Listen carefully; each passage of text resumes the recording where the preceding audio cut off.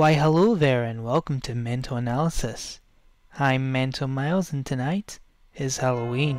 I'm sure many of you have decent plans for Halloween. Some read a chilling story, some watch a questionable film that's probably been banned in certain countries, and some even dress up as fictional characters and attend social gatherings. But in this day and age, there is a new way of enjoying Halloween, and that is to enjoy a good survival horror, combining storytelling, interactive, and in most cases cinematic. Survival horror is a unique genre of video game where you're but a fragile human put into the unknown with one or more deadly things. It's just a matter of time before whatever it is comes out to get you. They might not even need to get you. They can easily eat away at your sanity just as easily.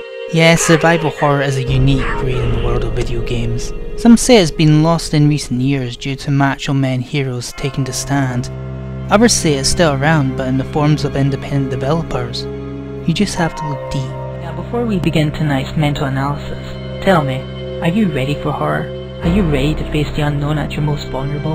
Are you ready to turn your back on your loved ones in order to survive? Are you ready to question your own sanity? Are you ready for true terror? Well, I hope not, I'm just reviewing Decap Attack.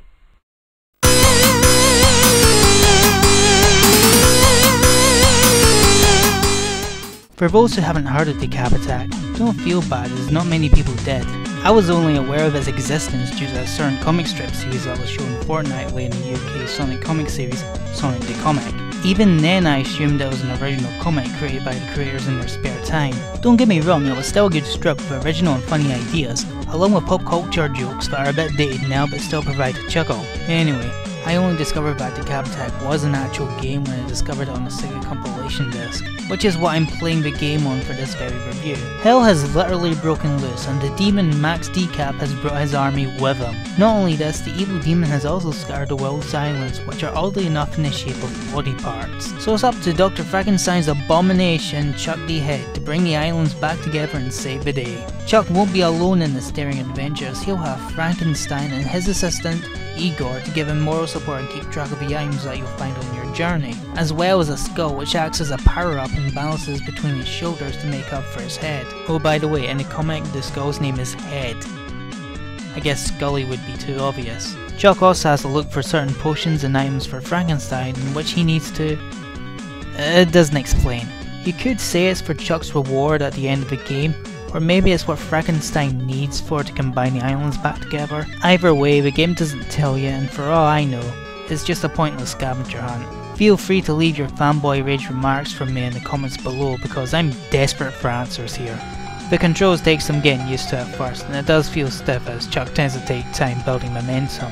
He also slides around a lot, which is silly and rather annoying, as it takes getting hit by enemies and sliding into lava pits more frequent. But given the art style and the look of the game, it adds to the character in the sense of clumsiness. Chuck is a lumbering mummy with the misfortune of having his head located in his gut, but it also provides his form of attack, where he would headbutt to attack or break statues. This also brings me back to the skull. Whenever you find it, you can use the skull to throw at enemies and it will come back to you like a boomerang. However, in Super Mario fashion, Chuck will lose his head if he gets hit once. Along with the head, there's also power-up potions you can use from the item menu once you find them, as well as these strange butt beads. What's disturbing isn't how excited Chuck gets when he's swinging on them, but when you land on top of him, he gains some health. Ew. Finally, when you jump, you can repeatedly tap the jump button to make him waddle in the air.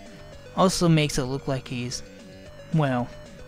Moving on. The overall art style for the sprites are nicely detailed for the time, but unfortunately the background and level design just feels blocky and overall bland. There are some levels that look alright but show very little detail. Finally, there's a dark secret Decap Attack has. A secret so disturbing that people made an oath never to share it. A secret that if it was shared with the public, the creators and their children will be slaughtered mercilessly.